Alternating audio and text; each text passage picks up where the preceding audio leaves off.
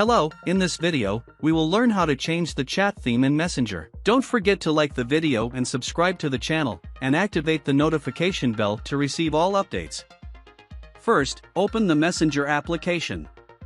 Select the conversation for which you want to change the background. Click on the icon located at the top right. Here, you will see the theme option, click on it. As you can see, there are several templates available. I will choose the Wonka template. This is the Willy Wonka template, the chocolate maker. If you don't like it, you can go back from here. To apply the template to the chat, click on Select.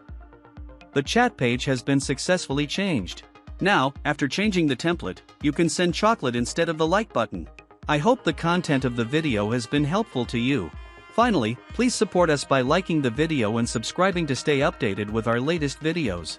Thank you, see you in the next video.